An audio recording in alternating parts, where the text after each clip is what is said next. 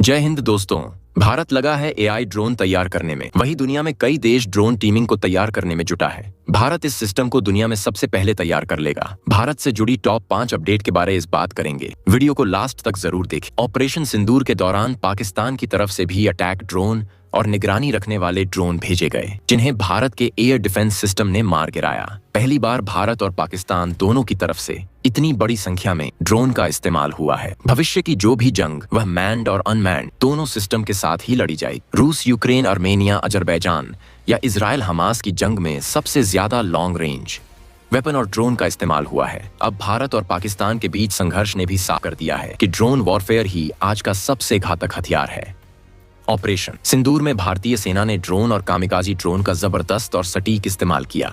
भविष्य में यह और घातक होने वाला है। भारत ने स्वदेशी तरीके से एक ऐसे ही हथियार के आविष्कार में लगी है जो दुनिया में नजीर बनने वाला है। इसका नाम है कॉम्बैट एयर टीम सिस्टम, यानी हिंदुस्तान एरोनॉटिक्स लिमिटेड बड़ी तेजी से इस प्रोजेक्ट पर काम कर रही है। ऑपरेशन सिंदूर में भारतीय वायुसेना के एयर ऑपरेशन में दर्जनों फाइटर शामिल थे। यह ऑपरेशन भी बड़ा जोखिम भरा था। अब भविष्य में ऑपरेशन तो होगा, लेकिन जोखिम नहीं, एक एयरक्राफ्ट से ही ऑपरेशन को अंजाम दिया जा सकेगा। CATS यानी कॉम्बैट एयर टीमिंग सिस्टम में 3 अलग अलग ड्रोन हैं। तीनों को एक साथ एक ही फाइटर जेट से ऑपरेट किया जा सकेगा। पहला ड्रोन सिस्टम है कैट्स वॉरियर, दूसरा है कैट्स हंटर और तीसरा है कैट्स अल्फा। वॉरियर का जवाब नहीं। जब भी भारतीय फाइटर किसी भी रिस्की मिशन या ऑपरेशन के निकलेगा तो एक फॉर्मेशन के तहत कैट्स वॉरियर भी उड़ान भरेंगे। पायलट अपने कॉकपिट में बैठे ही इसे ऑपरेट कर सकेगा। इन सभी कैट्स वॉरियर ड्रोन में हवा से हवा और हवा से जमीन पर मार करने वाले मिसाइलें लगी होंगी। पायलट दुश्मन के इलाके में टारगेट सीमा पार किए बिना ही निशाना बना सकेगा। वॉरियर दुश्मन के इलाके में जाकर बम को लॉन्च करेगा और वापस आ जाएगा। मदरशिप से कंट्रोल होगा और यह 250 किलो तक का पेलोड कैरी कर सकता है। HAL का यह एक फ्लैगशिप प्रोजेक्ट है। वॉरियर का इंजन ट्रायल इसी साल जनवरी में किया जा चुका है। अभी यह एडवांस स्टेज में है और इसी साल इसकी पहली उड़ान संभव है। नेक्स्ट अपडेट निकल कर आ रही है चीन मिसाइल के बारे में। पंजाब के होशियारपुर जिले के कमाही देवी के पहाड़ी इलाके के गांव वहफ्ता में चीनी मिसाइल PL-15 का मलबा मिला था।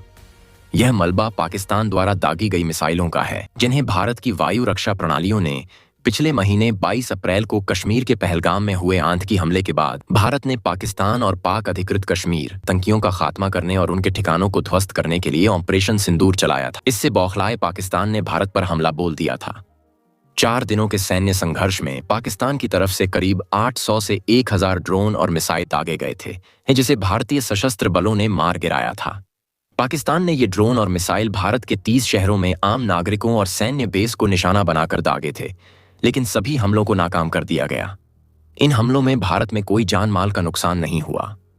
पिछले दिनों जब सेना के तीनों सैन्य संचालन महानिदेशकों डिस्मोस ने प्रेस कॉन्फ्रेंस की थी और दुश्मन देश द्वारा हमले में इस्तेमाल किए गए ड्रोन्स और मिसाइलों के मलबों की तस्वीरों का सार्वजनिक तौर पर प्रदर्शन किया था, तब बताया गया था कि पाकिस्तान ने तुर्की के ड्रोन समेत चीन के PL-15E मिसाइलों का भी इस्तेमाल भारत के खिलाफ किया था, जिसे हमारी एयर डिफेंस सिस्टम ने नाकाम कर दिया था। PL-15E चीन निर्मित हवा से हवा में मार करने वाली मिसाइल है, जिसे सीमावर्ती इलाकों में मार गिराया गया था। इस मिसाइल के टुकड़े पंजाब के खेतों में मिले थे।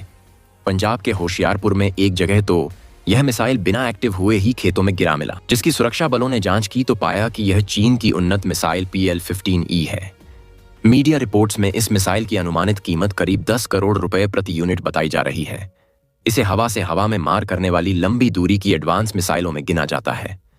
अब नए घटनाक्रम में जापान, फ्रांस और फाइव आइज के कई देशों की खुफिया एजेंसियों ने भारत से इस मिसाइल के मलबे की मांग की है।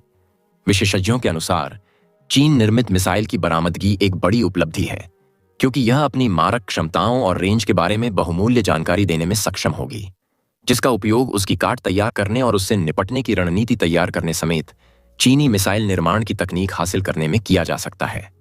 नेक्स्ट अपडेट आ रही ब्रह्मोस को लेकर। ब्रह्मोस को रोकने वाला दुनिया में कोई नहीं, प्रख्यात विज्ञानी ने बताई कैपेसिटी। बोले जल्द लॉन्च होगी नई। ब्रह्मोस एरोस्पेस के पूर्व MD सुधीर मिश्रा ने ब्रह्मोस मिसाइल की क्षमता बताते हुए कहा कि इसे रोकने वाला कोई एयर डिफेंस सिस्टम नहीं है। इसकी गति ध्वनि से 3 गुना अधिक है, जिससे दुश्मन के रडार पर यह कम समय के लिए ही दिखती है। उन्होंने बताया कि नई जनरेशन की ब्रह्मोस मिसाइलें जल्द आएंगी, जिनका वजन कम और मारक क्षमता अधिक होगी।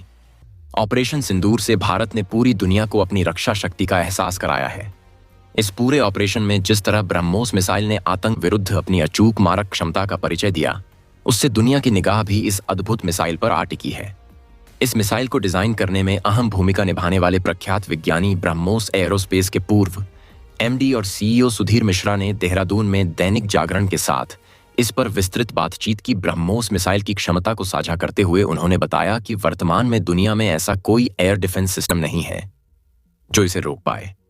सुधीर मिश्रा ने कहा कि ब्रह्मोस सुपरसोनिक क्रूज मिसाइल जैसी क्षमता हासिल करने में चीन और पाकिस्तान बहुत पीछे हैं। इसकी 3 मुख्य विशेषताएं हैं। इसकी गति ध्वनि की गति से 3 गुना है। दुश्मन के रडार पर ब्रह्मोस मिसाइल अपनी गति के कारण केवल 10 किलोमीटर के दायरे तक दिखाई दे सकती है। दायरे में किसी भी एयर डिफेंस सिस्टम से इसे भेदना लगभग नामुमकिन है।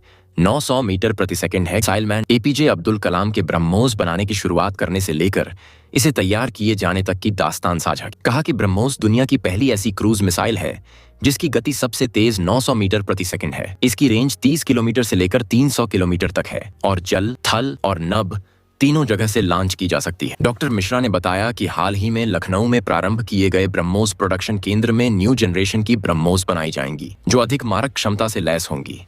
इसका वजन कम करने और रेंज बढ़ाने के लिए कार्य किए जा रहे हैं। नई ब्रह्मोस हल्की और ज्यादा रेंज वाली होगी।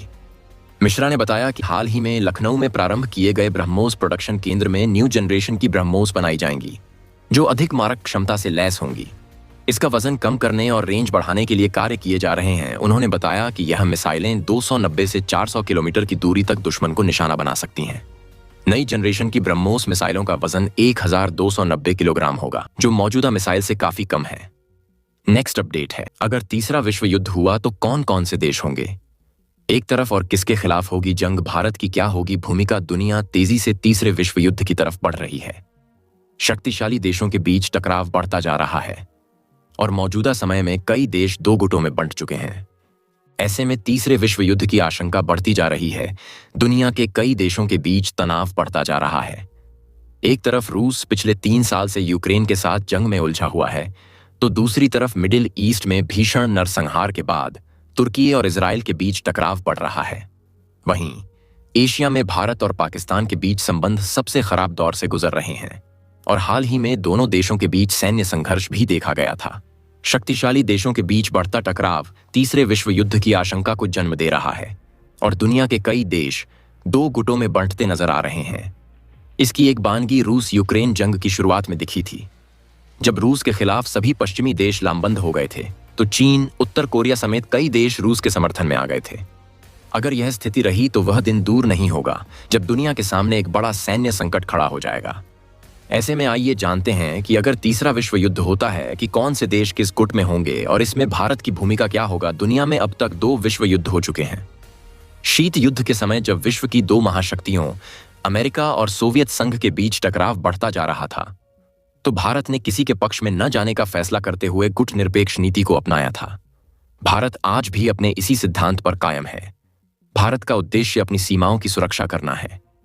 ऐसे में तृतीय विश्व युद्ध अगर होता है तो भारत इसी सिद्धांत पर आगे बढ़ते हुए खुद को वैश्विक युद्ध से अलग रखने की कोशिश करेगा। दोस्तों, आपकी क्या राय है कमेंट बॉक्स में जरूर से बताएं। वीडियो को लाइक और शेयर नहीं किया है तो कर दीजिए। चैनल पर नए हो तो सब्सक्राइब जरूर से करें। पहले से सब्सक्राइब कर रखा है तो तहे दिल से धन्यवाद। जय हिंद, वंदे मातरम, भारत माता की जय।